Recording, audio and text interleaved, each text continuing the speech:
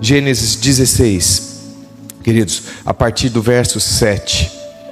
Quando o anjo do Senhor a encontrou Agar, a escrava, junto a uma fonte de água no deserto, junto à fonte no caminho de Sur, perguntou-lhe: Agar, serva, escrava de Sarai, de onde você vem e para onde vai? Ela respondeu: fujo da presença de Sarai, minha senhora. Então o anjo do Senhor lhe disse: volte para sua senhora e sujeite-se a ela. E o anjo do Senhor disse também: aumentarei em muito a sua descendência, de maneira que de tão numerosa não poderá ser contada. E o anjo do Senhor continuou: você está grávida e dará à luz um filho, a quem chamará Ismael, porque o Senhor ouviu o seu grito de aflição. Ele será entre os homens como um jumento selvagem. A sua mão será contra todos e a mão de todos será contra ele, e habitará diante de todos os seus irmãos. Então Agar deu ao Senhor, que havia falado com ela, o nome de Tu és o Deus que vê. Porque ela dizia: neste lugar eu olhei para aquele que me vê. Queridos, que narrativa, que narração maravilhosa aqui, né? Partindo aqui para o final, ela tem inclusive uma revelação de que aquele anjo que apareceu era o próprio Deus. No Velho Testamento, quando vem a expressão o anjo do Senhor, está falando da presença do próprio Deus. E ela tem essa noção, no meio do seu sofrimento, que Deus apareceu para ela, que Deus viu o sofrimento dela. Imagine uma mulher grávida, sem recursos, sem ter para onde ir. E Deus aparece a essa mulher, e ela dá um nome a Deus. É interessante, pode parecer até um pouco blasfemo isso, alguém dar um nome. Na verdade ela reconhece o nome de Deus. Deus é o Deus que vê, isso é parte da essência do Senhor. Em hebraico, El Roi ou El Roi, o Deus que vê, se torna um nome próprio. O nosso Deus, queridos, é o Deus que vê. Mas o fato de Ele ver, queridos, será que muda as circunstâncias? Algumas vezes sim, outras vezes não. É interessante que Deus, ou o anjo do Senhor, não falou para Agar: volta lá que eu vou dar um jeito em tudo, você vai ser bem recebida, você vai ser honrada, você vai deixar de ser humilhada. Não, isso não aconteceu. Mais tarde, ela novamente, aí ela não foge, mas ela é expulsa da casa com o seu filho. Quando vem o filho da promessa, aquilo gera um atrito também, uma confusão dentro daquela casa, e ela é expulsa. Mas ela tinha uma experiência, Deus viu o seu sofrimento, e isso bastou para ela a segurança: eu posso voltar. E a condição era: volte e sujeite-se a ela. Você está sendo humilhada? Sujeite-se a ela. Muitas vezes Deus vai aparecer, preste atenção, não estou falando de uma experiência mística, não necessariamente. Eu creio que Deus aparece e manifesta pessoalmente a algumas pessoas. Eu estou esperando essa experiência. Mas Deus aparece para você muitas vezes falando uma palavra sendo ministrada, como a que está sendo ministrada nesta manhã. Deus fala com você no seu momento de oração, no seu devocional, quando você lê a Bíblia. Deus fala com você num culto, numa célula. Mas muitas vezes nós não vamos ouvir do Senhor aquilo que gostaríamos de ouvir. Mas nós podemos ter sempre a certeza de que Ele é aquele que vê. Ali naquela experiência tão difícil, de angústia, ela recebeu promessas com relação ao seu filho, promessas que foram e estão sendo cumpridas, queridos. Eu não sei, há alguém aqui que seja de descendente de árabe? Alguém de etnia árabe? Será? Sempre tem gente. Será que não tem nesta manhã? À noite certamente o Júlio Jacó vai estar aqui, né? Vai haver alguns. Mas o Brasil é cheio de descendentes de árabes. E Ismael, né, o filho de Agar, deu origem a parte da etnia árabe. Por exemplo, uma multidão, como diz aqui, que não dá nem para contar, para a qual há um propósito. Muitos deles são cristãos. Nós temos irmãos aqui, descendentes de árabes, que são cristãos. Mas eu creio que no final dos tempos, uma colheita poderosa também entre os de etnia árabe e correlatos aí vão ser alcançados por Jesus. Amém, queridos? Quando nós temos a experiência com o Deus que vê, queridos, o sofrimento adquire um novo significado. Deixa de ser algo desesperador. Mas nós conseguimos entender que aquilo tem um papel nas nossas vidas, que está nos transformando, em que em algum momento vai passar. Quando Gabriel aqui na transição entre o louvor e este momento, estava falando sobre o Deus que vê, ele mencionou Jesus. Jesus, que é um com o Pai, ele é o Deus que vê.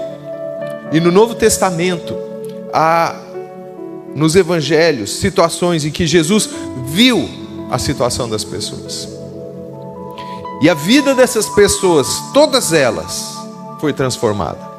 Aliás, cada encontro que Jesus teve foi uma possibilidade, ao menos, de transformação. Então nós precisamos ter essa consciência de que Ele sempre nos vê. Ele está vendo sempre. Mas será que há circunstâncias, condições que fazem com que aquele olhar seja especial? Será que há coisas que nós podemos fazer, ou sinais que podemos emitir, para que o Senhor nos veja de uma maneira diferente? Preste atenção, Ele sempre vê todas as coisas. Cada momento, os momentos mais comuns, os momentos mais difíceis, os momentos triviais, o dia a dia, Deus está vendo. Mas em alguns momentos o olhar dele é dirigido a nós de maneira especial. Eu estou em busca do olhar de Deus. E você, querido? Amém? Mas será que nós podemos sinalizar? Ou há circunstâncias em que a gente não sinaliza diretamente, mas o Senhor vê, aquilo chama a atenção dele e ele intervém?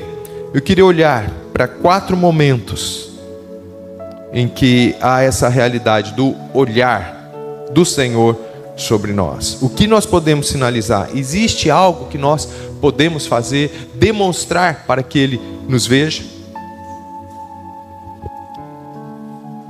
O primeiro sinal que eu gostaria de falar para vocês é contrição, quebrantamento, humilhação voluntária, sabe? A humilhação que, não, eu fui muito humilhado. Não, eu me humilho nessa situação. Contrição, coração quebrantado. Na verdade, a passagem que eu vou mencionar para vocês foi uma história contada para Jesus. E Jesus, para revelar realidades muitas vezes difíceis para que nós compreendêssemos, ele contou histórias com um significado profundo. E eu acredito que a maioria de vocês conhece a parábola do filho pródigo, sim ou não? Aquele rapaz que resolve pedir a parte da herança dele. Ele fala, não, é meu, um dia vai ser meu. Pai, me dá a minha parte aqui. Eu quero ser dono do meu nariz. Eu quero fazer o que eu tenho vontade. Eu não quero esperar a sua morte para usufruir disso. E ele pega aquilo e ele vai embora. O pai, que nessa parábola é a figura do próprio Deus, ele vê o filho partir, orgulhoso, com a alma cheia de engano. E olha o que diz o texto, quando o filho resolve voltar. Na história de Jesus, o que Jesus conta? Há um detalhe que muitas vezes passa despercebido. Versos 20 e 21 de Lucas 15. A seguir, levantou-se e foi para o seu pai. Estando ainda longe, seu pai o viu. Seu pai o viu, e cheio de compaixão correu para seu filho, e o abraçou e beijou. E o filho lhe disse, pai, pequei contra o céu e contra ti, não sou mais digno de ser chamado teu filho. O pai o viu. A impressão que dá é que ele ficava esperando. Há imagens às vezes tão poéticas, tão lindas, retratando o pai no portão, olhando, será que é hoje que ele vem? Então ele já esperava. E se você ler os versos que antecedem, o filho preparou um discurso. Ele começa a fazer esse discurso. Pequei contra o céu, contra ti. Ele ensaiou isso. Mas antes dele dizer, o pai vai ao encontro dele. Ele não espera o filho chegar. O coração dele já sentindo, esse menino se quebrou. O coração dele foi transformado. Agora ele pode finalmente receber a identidade de filho. E o filho começa a dizer, já não sou digno de ser chamado teu filho. A impressão que eu tenho é que o pai fala, tá, eu já sei que você está arrependido. Vamos fazer uma festa. E ele faz uma festa para o filho. Mas o fato é que o pai viu o quebrantamento. Queridos, quando você estava ali no chão, no pó, quebrado, o Pai viu você. Você que recebeu Cristo, você está aqui, não porque você escolheu estar aqui, mas porque o Pai viu a sua situação de perdição, incapaz de se encontrar. O Pai encontrou, o Pai trouxe você, Ele atraiu você por causa de Jesus, por causa daquilo que Jesus fez na cruz. O Pai atraiu você, e você está aqui hoje. Ele te vê, Ele viu você no desespero da perdição. Alguns se achegam a Cristo, queridos, eles não estão com uma situação de vida totalmente quebrada, falidos, cheio de problemas, não, mas sem Cristo estavam totalmente perdidos, com um destino eterno muito ruim. Aí o Pai olha e vê aquela situação e atrai. O Pai está nos atraindo, queridos. Deus vê a nossa contrição. Falei sobre Davi, que admirável o rei Davi, lá no Velho Testamento, regido pela lei, pela Torá, ele tem uma revelação da graça de Deus. Ele comete um pecado terrível, aliás, no contexto, 2 pecados, adultério e assassinato. Para os 2 pecados, a punição era a morte. E ele lá, debaixo da lei, ele ousou confiar na graça de Deus. E ele pede perdão. Quando confrontado, ele reconhece o pecado dele e ele pede perdão. E ele faz, no âmbito desse quebrantamento, dessa contrição toda, ele faz uma composição. Como compositor, músico e compositor que era, ele faz um poema musicado, o Salmo 51. No verso 17, ele registra: sacrifício agradável a Deus é o espírito quebrantado, coração quebrantado e contrito não desprezarás, ó Deus. Ele se quebra ali, humilhado, diante do confronto, sabendo que Deus não despreza. Que Deus não despreza, Ele vê o coração quebrantado, Ele acolhe. Sabe, no mundo, se o seu erro for exposto, provavelmente você vai ser condenado pelas pessoas. Vão apontar o dedo para você e dizer: você não é digno. Quando você se quebranta e diz ao Senhor: eu não sou digno, Deus diz: é verdade, você não é digno, mas meu filho, digno para todo sempre, assumiu a sua indignidade para que você pudesse vir a mim. Ele viu a sua situação, Ele viu a sua incapacidade e Ele te atraiu, queridos. E é interessante como há uma conexão tão grande entre contrição, perdão que nós recebemos de Deus, e amor. No capítulo 7 do Evangelho de Lucas há uma história que a gente lê e acha lindo, mas algo esquisito aconteceu. Jesus está na casa de uma pessoa importante, está ali num jantar, numa refeição, e entra uma mulher conhecida na cidade, uma prostituta. Entra, talvez com vestes indecentes, ou que sinalizavam a condição dela de prostituição, porque todo mundo sabia que ela era. E ela se lança aos pés de Jesus. Jesus estava sentado ou numa almofada próximo ao chão, que era assim que eles faziam a refeição, com a perna esticada, e aquela mulher vem aos pés de Jesus e começa a chorar, ungir e enxugar os pés com os cabelos. Uma cena que hoje a gente acha poética, mas foi muito esquisito. Podem ter pensado: ela está doida, surtada. Quem faz isso? Como assim essa mulher tem a ousadia de entrar na minha casa? Talvez o dono da casa tenha dito isso, pensado pelo menos. E aí, no coração daquelas pessoas, do dono da casa inclusive: ele não é um profeta. Se ele fosse, saberia que essa mulher é uma pecadora. E aí Jesus dá uma lição ali. E no verso 47, Jesus coroa aquilo que ele está ensinando. Ele diz: por isso afirmo a você que os muitos pecados dela foram perdoados, porque ela muito amou. Mas aquele a quem pouco se perdoa, pouco ama. Aquela mulher, antes de Jesus pronunciar uma palavra de perdão, ela sabia que o perdão estava em Jesus. E ela se lança desesperada, já agradecendo. E Jesus, antes de dizer para ela, porque no final ele diz: seus pecados foram perdoados. Mas antes de dizer para ela, ela diz para o dono da casa: os pecados dela foram perdoados. E por isso ela demonstra tanto amor. Queridos, não é o tema aqui da nossa pregação, mas nós também fomos muito perdoados. E o Senhor está nos chamando, Ele que nos vê, Ele quer ver também a nossa demonstração de amor por Ele. Momentos de adoração como nós tivemos aqui, com cânticos, o Senhor está nos chamando a demonstrarmos mais o nosso amor. Momentos de oração, o Senhor está nos sacudindo da nossa frieza, sabe? Talvez você diga assim: mas eu já estive contrito quando Cristo me achou e me arrependi dos meus pecados. Querido, é todo dia. Contrição é todo dia. Ou você queria que Deus tivesse visto você só quando você veio para Ele? Eu quero que Ele me veja todo dia em um coração quebrantado e contrito. Deus não despreza, queridos.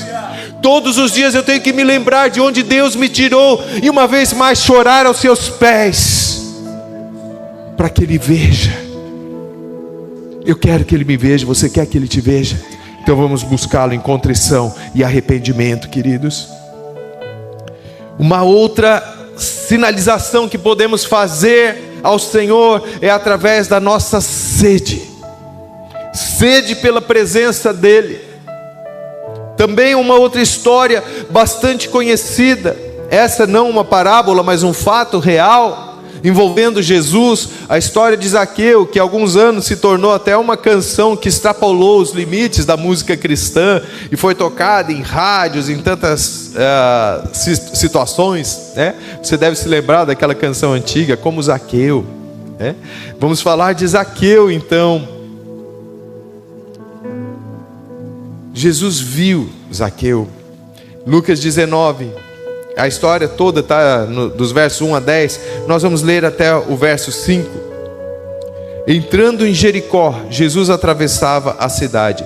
Eis que um homem rico, chamado Zaqueu, chefe dos publicanos, procurava ver quem era Jesus, mas não podia, por causa da multidão, por ser ele de pequena estatura. Ele era baixinho, como eu talvez, um pouco mais baixo. Então, correndo adiante, subiu num sicômoro, uma árvore, a fim de ver Jesus, porque ele havia de passar por ali.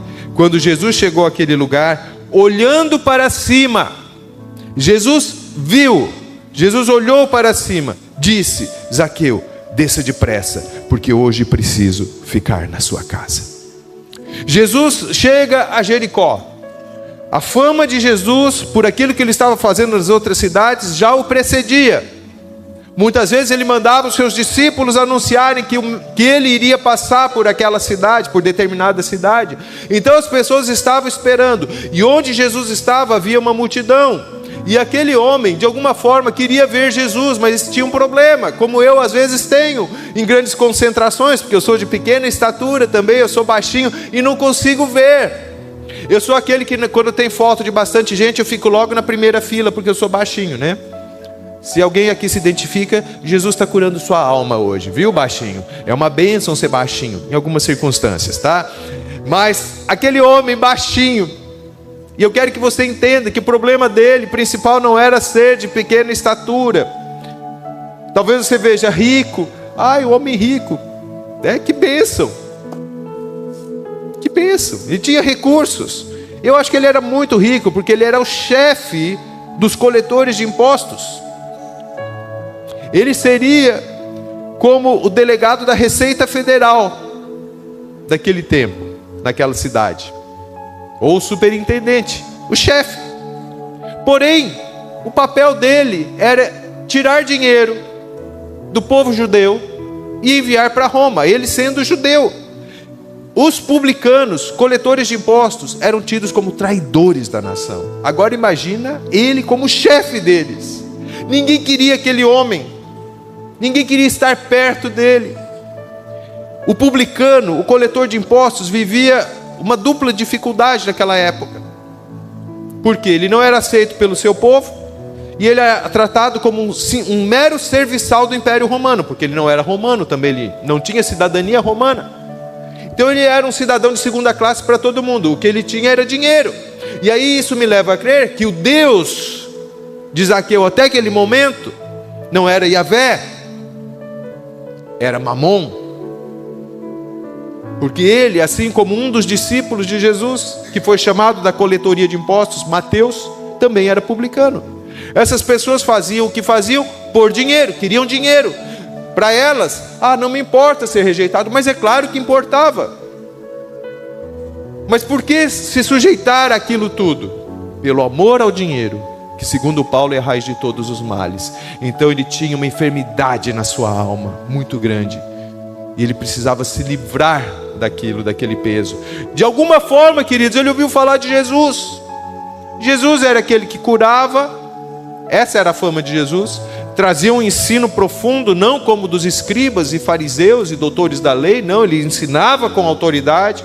A maneira de ensinar era diferente. Jesus fazia sinais. Então era isso que constituía a fama de Jesus. Não estava no currículo de Jesus o fato de ele restaurar a vida de publicanos, coletores de impostos. Mas aquele homem de alguma forma soube: há algo em Jesus para mim. Eu quero dizer, há algo em Jesus para cada um de nós aqui. Há algo em Jesus para aqueles que estão ali fora e que não conhecem Jesus. E nós somos a expressão de Cristo que aquelas pessoas vão ver. Amém, queridos? Há algo em Jesus. Eu costumo dizer que existe um poder de atração em Jesus. E ele queria ver Jesus.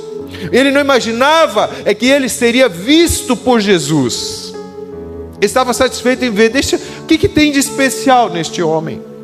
Ele se sujeita ao ridículo de subir numa árvore para poder ver Jesus. De alguma forma, por causa desse poder de atração, ele sabia que Jesus era diferente dos demais. Assim foi com aquela mulher que nós falamos antes. De alguma forma ela sabia que tinha algo, que tinha perdão em Jesus. Assim foi com a mulher do fluxo de sangue. Ela sabia que em Jesus havia algo para ela. Com cada pessoa. Com o cego, também na cidade de Jericó. Jesus, filho de Davi, tem misericórdia, tem compaixão de mim. Sabia que Jesus tinha poder. Então Zaqueu não sabia exatamente o que, mas sabia que há algo diferente. E você depois pode ler o restante da história. Jesus de fato entrou naquela casa e transformou a vida daquele homem. Mas tudo começa com um olhar. Jesus viu. Mas a questão é: será que Jesus me vê? Será que o Senhor me vê? Será que eu tenho esta sede por Deus? Talvez você tenha algo de sede por Deus, mas será que esta sede vai fazer com que Deus veja você? Eu vou dizer para você que não existe uma possibilidade de Deus ver você na sede que você tem. Existe uma certeza, porque está escrito, Deus falando ao seu povo Israel, e nós hoje somos o povo de Deus. Jeremias 29:13: vocês me buscarão e me acharão quando me buscarem de todo o coração. Se você buscar o Senhor de todo o coração, repito, não é uma possibilidade de que Ele te veja, é uma certeza, porque Ele é fiel em cumprir as suas promessas, e Ele prometeu. Eu quero buscar o Senhor nesta manhã, queridos, uma vez mais de todo o coração, porque eu quero que Ele me veja, Ele que vê todas as coisas, Ele que vê todas as pessoas que estão aqui. Eu quero que no meio de vocês, o olhar do Senhor paire sobre mim. E você pode querer isso, e você deve querer isso também. Ele quer ver você, mas Ele quer que você queira ser visto. De que maneira você pode fazer isso? Mostrando para Ele a sua sede, a sua necessidade. Já vimos a contrição, estamos vendo a sede agora. Às vezes as pessoas vêm a esse lugar e falam: que interessante, eu gostaria que Deus me visse, mas parece que Deus vê todo mundo, mas não me vê. Eu estava preparando essa palavra e lembrei do testemunho de um amigo meu, queridos, que se converteu na mesma época que eu, há 45 anos. Eu fiquei surpreso quando ele contou isso, porque as pessoas envolvidas nessa história eu conheço. Ele é da cidade de Jardinópolis, e convidaram, o grupo do qual ele fazia parte, convidou algumas pessoas, alguns líderes aqui de Ribeirão, para irem ali, pertinho, Jardinópolis. Cadê o Gui? Jardinópolis. Ali, logo ali. E foi um grupo. Só que esse grupo que foi, conhecia praticamente ninguém ali de Jardinópolis, só a liderança. As duas lideranças de Ribeirão e Jardinópolis se conheciam, mas tinha 200, 300 pessoas naquele evento. E começou a acontecer cura, palavras de conhecimento e cura, aquelas coisas bem específicas. E eu oro pelo retorno de uma unção poderosa assim. A pessoa que estava ministrando, Deus está curando essa pessoa assim, assim, específico, sabe? Coisas específicas. E aí várias pessoas sendo curadas. Esse amigo meu, com uma dor no estômago muito forte, ele devia ter uns 14, 15 anos nessa época. Talvez uma gastrite, eu não sei o diagnóstico dele. Uma dor muito forte. E ele vendo as pessoas sendo curadas e querendo ser curado. E ele viu que o tempo foi passando, a oração estava caminhando para o final. E ele pensou, Deus, eu acho que tu não me amas. Porque se tu me amasses, eu seria curado. No momento que ele terminou de pensar isso, a irmã que estava ministrando, não conhecia, 200, 300 pessoas naquele lugar. Ela disse assim: Moacir, Deus está dizendo que te ama. Uma palavra de conhecimento. Chamou pelo nome. Deus te chama pelo nome. Cantamos aqui: ao Deus que me enxergou, ao Deus que me resgatou. Agora deixa eu dizer algo para você. Quando nós tínhamos o Upgrade Cura, Gabriel, esse irmão foi numa das nossas reuniões buscando cura para a questão de estômago. Por alguma razão ele não foi curado lá quando ele tinha 13, 14 anos. Mas a vida dele foi transformada naquele dia, porque ele teve um encontro com o Deus que vê. E ele podia trilhar o caminho dele, tratando clinicamente, como Timóteo não foi curado por Paulo. Por quê? Não sei. Mas Timóteo foi transformado pelo Deus que vê. O Moacir, meu amigo, foi transformado pelo Deus que vê. Ai, Antônio, mas eu precisaria de uma experiência mística aqui. Tá bom, me dá seu nome que eu vou falar. Deus te ama. Priscila, Deus te ama. Elza, Deus te ama. Robinho, Deus te ama. Sim, eu poderia dizer o nome de cada um aqui, porque Deus está dizendo neste lugar que ama. Porque Deus amou o mundo de tal maneira. Pronto, Deus te ama.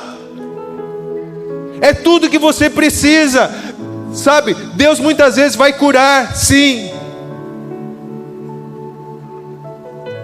Outras vezes não. Isso pertence àquilo que a gente não pode saber. A gente tem razões que a gente ainda não pode saber. Mas o que a gente pode e deve saber: Deus é o Deus que vê, o Deus que nos ama.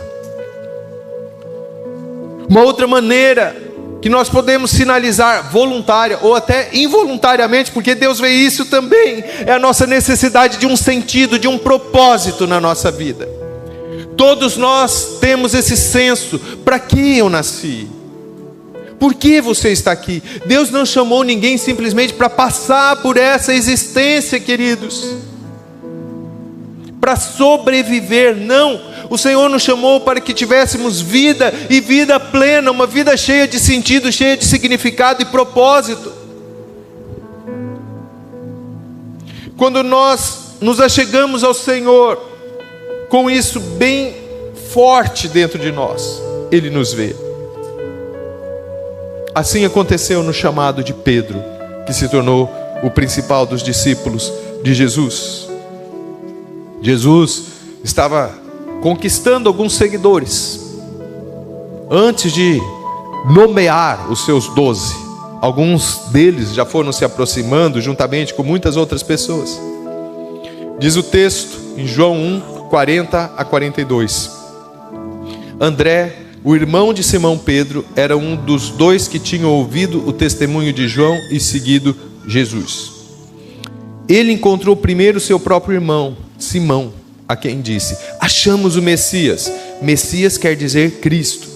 E o levou a Jesus. Jesus olhou para ele. Jesus o quê? Olhou para ele e disse: você é Simão, filho de João. Imagina o susto, né, de Pedro. Como ele sabe isso? Você é Simão, filho de João, mas agora será chamado Cefas. Cefas quer dizer Pedro. Mas tudo começa com um olhar. Jesus olhou para Simão. Olhou o quê? O que ele viu? Ele viu um pescador falido, cheio de dívidas, quebrado, sem um sentido, mas buscando um sentido. Pela própria personalidade de Pedro, você sabe que Pedro não era de ficar quieto. Ele viu essa necessidade. Ok, é sentido que você precisa? Então eu te dou. Eu começo a mudar o seu nome. Porque Simão, uma das possíveis interpretações para esse nome Simão é cana, um caniço. Aquilo que é dobrado pelo vento. Não sei quantos de vocês, aqui em Ribeirão é mais fácil, né? Cidade cercada por canavial, quando dá um vendaval, você vê a cana está tombada toda de um lado, depois está tombada de outro. E era isso que significava Pedro. E a vida dele era isso. Esses altos e baixos, instável. E o Senhor está dizendo, ó, você, tudo bem, você recebeu esse nome, Simão, mas de agora em diante eu vou te chamar de Pedro. Pedro é pedra, algo sólido. Agora é interessante observar que o simples chamado de Jesus, o fato de Jesus ter visto e chamado Pedro de Pedro, mudado o nome dele, não provocou uma mudança total e instantânea. Você sabe que Pedro uma hora estava dizendo, esses aqui não sei, Senhor, vão fugir, mas eu, se for preciso, eu morro pelo Senhor. Dali a pouco ele negou Jesus. Lembra-se disso? Então, não houve uma mudança radical e instantânea, foi um aprendizado. E sobretudo, depois que Pedro foi cheio do Espírito Santo, já não importava mais para ele viver ou morrer. Aí ele seria capaz, sim, de morrer por Cristo, como a história diz que ele morreu. Não teve medo, porque ele finalmente tinha se tornado aquilo que Jesus tinha dito que ele seria, uma pedra, a ponto de dizer, não, eu vou ser crucificado?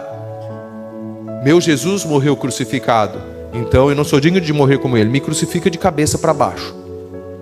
Não está na Bíblia, mas é uma história, uma tradição, possível de ter acontecido. Então, aquilo que o Senhor vê em nós, a Bíblia diz em Isaías, que Deus vê o fim desde o começo. Ele já sabe a sua história. Ele já deu uma identidade. Você já tem uma nova identidade, querido.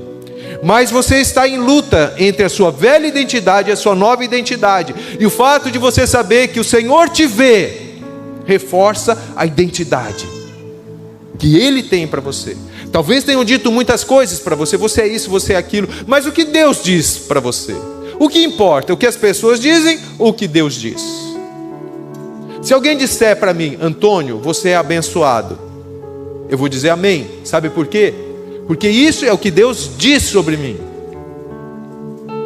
Agora, se alguém me disser, Antônio, eu percebo que esse propósito, que eu sei que é de Deus, não vai se cumprir na sua vida, eu vou rejeitar aquilo, porque eu sei que o meu Deus é fiel para cumprir todos os seus propósitos. Então em que você vai acreditar hoje? Ah, não, mas eu tenho sido sempre assim. Querido, Deus é poderoso para mudar uma história, mudar um caráter, uma personalidade. Deus não desiste. Ah, mas Antônio, você não sabe, nessa semana eu tropecei, eu falhei. Mas Deus não desistiu de você. Então não desista. Na sequência do chamado de Pedro, queridos, ele chama Natanael, um outro dos seus discípulos principais. Estava esse contexto, todo mundo falando, ó, encontramos o Messias, vocês precisam conhecer. E aí diz o texto, ainda em João 1, a partir do verso 45. Filipe encontrou Natanael e lhe disse, achamos aquele de quem Moisés escreveu na lei e a quem se referiram os profetas, Jesus, o Nazareno, filho de José. Então Natanael perguntou, de Nazaré pode sair alguma coisa? Gente, Nazaré era um vilarejo, no meio do nada. o fim do fim. Uma cidadezinha, nem cidade, um vilarejo. E aí Natanael, com algum esclarecimento, falou: pode sair alguma coisa de lá, daquele lugarejo? Filipe respondeu: venha ver. Não adianta eu falar para você, vem ver. Verso 47, Jesus viu Natanael se aproximar e disse a respeito dele, ele viu: eis um verdadeiro israelita, em quem não existe fingimento algum. Tanto que ele tinha sido super sincero lá, né? Natanael perguntou a Jesus: de onde o Senhor me conhece? Jesus respondeu: antes de Filipe chamá-lo, eu já tinha visto você debaixo da figueira. Então Natanael exclamou: mestre, o Senhor é o Filho de Deus, o Senhor é o Rei de Israel. Ao que Jesus lhe respondeu: você crê porque eu disse que tinha visto você debaixo da figueira? Pois você verá coisas maiores do que estas. E acrescentou: em verdade lhes digo, que vocês verão o céu aberto e os anjos de Deus subindo e descendo sobre o Filho do Homem. Bom, que maravilhoso isso aqui. É uma cogitação minha, porque talvez debaixo da figueira seja o lugar onde Natanael falou: de Nazaré, por favor, vai sair algo bom de lá? Aí Jesus disse: eu vi você. Sabe aquela coisa? Deus está vendo. O pessoal brinca, né? Mas Deus vê todas as coisas. Deus viu. Algo significativo ocorreu embaixo de uma figueira e Jesus viu aquilo. Isso deixou Natanael assim extasiado, a ponto de reconhecer: sim, é verdade que eles estão me dizendo, ele é o Messias prometido. Eu quero dizer que nós devemos ter essa reação quando sabemos que Deus nos vê. Talvez a figueira embaixo da qual Deus viu você seja um lugar de sofrimento, seja um lugar de vergonha, de dor, de abandono. Deus viu Agar, lá no começo, a história que a gente usou, numa situação de desesperança, de abandono, de não saber o que fazer. De que maneira Ele te viu? Não sei, mas é fato que Ele te viu e você está aqui hoje. Ele continua a querer ver você, porque nós estamos sempre em busca de um propósito. É claro, você já sabe que o propósito último da sua vida é glorificar o Senhor que te salvou, mas nos propósitos intermediários, busque em Jesus. Ele quer ver você e você tem que querer que Ele te veja. Eu quero que Ele me veja, queridos. Eu quero que Ele me veja. E sabe, talvez você já tenha tido experiências com o Senhor, mas eu quero experiências maiores. Jesus, que viu Natanael, disse: você está impressionado com isso aqui, com o fato de eu saber o que você estava fazendo ali embaixo da figueira? Você vai ver coisa muito maior. E ele aponta para o final dos tempos, e o Senhor quer que nós vejamos a glória dele. Amém? Tudo que você está vivendo aqui tem que apontar para a glória do Senhor. A sua vida tem que apontar para a glória do Senhor. E finalmente, queridos, aqui não é uma sinalização muitas vezes que nós fazemos voluntariamente, mas o Senhor vê. Ele vê os momentos de desesperança. Não apenas o desespero, mas a desesperança, porque no desespero você pode fazer qualquer coisa e no desespero você clama, mas na desesperança a esperança foi embora. Mas o Senhor vê. Há algumas pessoas, elas são mais espontâneas e elas dão um grito diante da desesperança, elas pedem. Mas há outras que não se resignam, porque acabou. A desesperança quer dizer que acabou.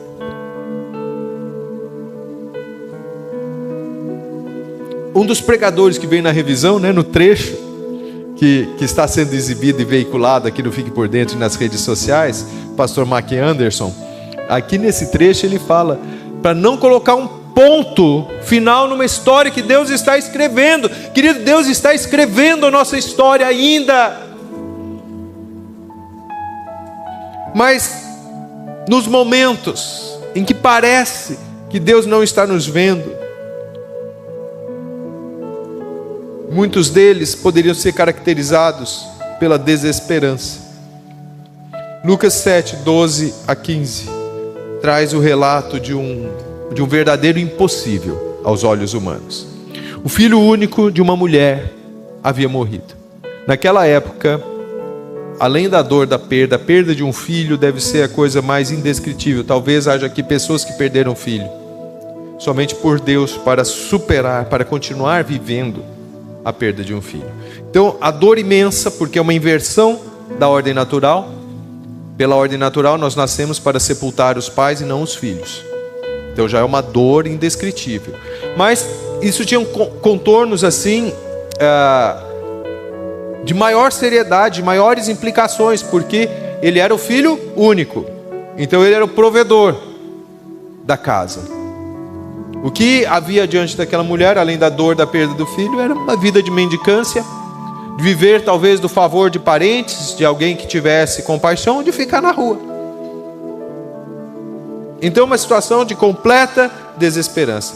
Mas algo aconteceu, sabe por quê? Porque Jesus viu aquela mulher. Lucas 7, a partir do verso 12.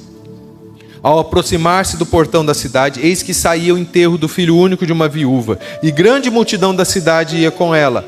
Ao vê-la,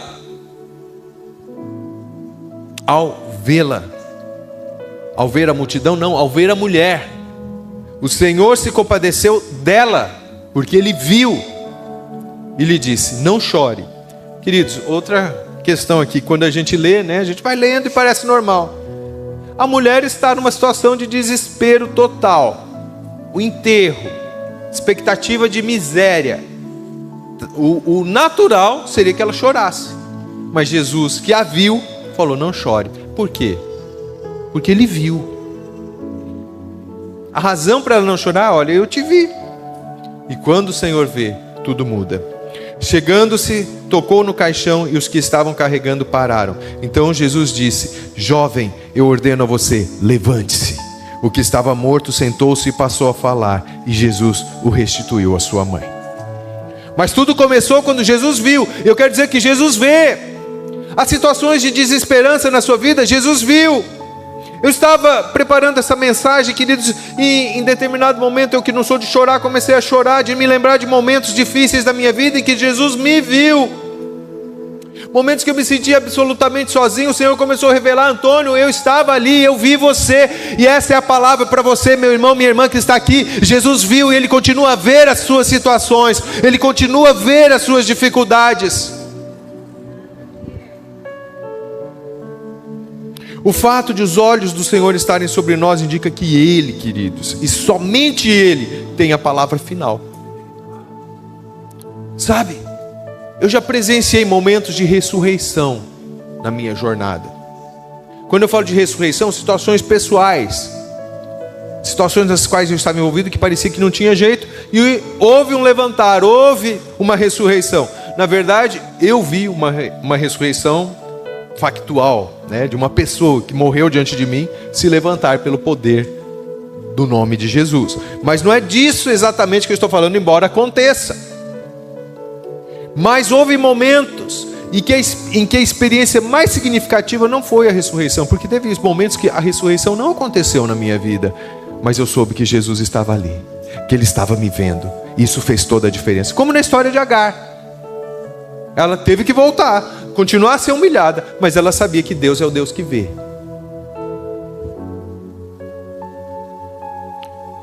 É interessante o que aconteceu na ressurreição de Lázaro. Antes do milagre acontecer, Jesus estava ali com as irmãs do seu amigo que tinha morrido. Ele se envolve tanto com a situação, ou seja, ele viu o sofrimento, que o Evangelho traz uma informação surpreendente, queridos. João 11, 33 a 35.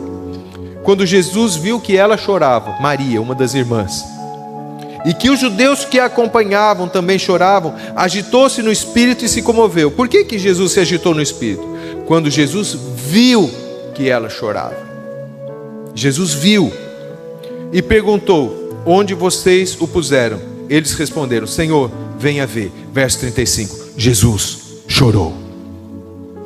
Queridos, desde o começo, quando chega a notícia que Lázaro está doente, Jesus sabia que Lázaro morreria e que ele seria ressuscitado. Jesus já sabia o fim da história, mas por que ele chorou? Porque o Evangelho registra, João registrou isso. Porque isso faz toda a diferença, queridos. Saber que nas suas dores, Jesus não apenas vê com todo o poder que Ele tem para fazer qualquer coisa que Ele queira fazer, mas Ele também se envolve na minha dor e na sua dor. Jesus chorou. Ele não vê, não, para com isso, não precisa chorar porque eu sou todo poderoso, vou ressuscitar Lázaro, para com esse choro. Não, Ele se envolve e Ele chora. E aquilo certamente trouxe um senso de acolhida para aquelas irmãs e para aquelas pessoas que estavam sofrendo. Sabe, queridos, quer Ele realize aquilo que nós desejamos ou não, o principal é saber que Ele está ali. Como eu disse para vocês, eu presenciei já algumas ressurreições. Recentemente, oramos pela cura do meu cunhado, que partiu há 15 dias depois de 3 meses. Um sopro entre o diagnóstico da enfermidade dele, menos de 3 meses, na verdade, 2 meses e meio, ele partiu. Eu não estou em desespero. Porque o Senhor permitiu isso? Será que o Senhor não viu? Ele viu.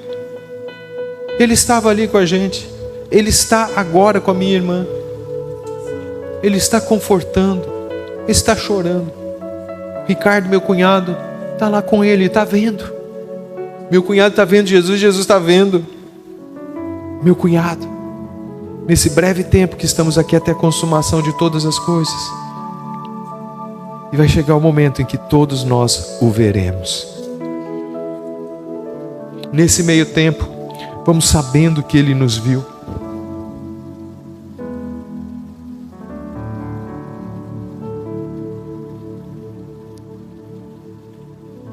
Ele me viu. Eu hesitei, até esse momento aqui em dizer algo para vocês, queridos. Estava aqui anotado nas minhas notas, mas eu sem muita convicção.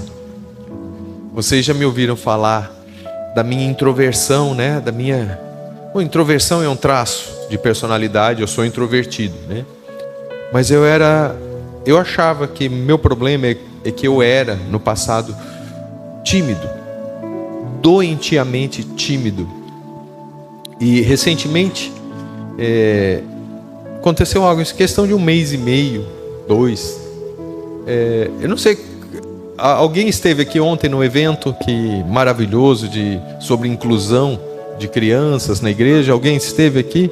Maravilhoso, Falou-se aí sobre transtornos e tudo mais.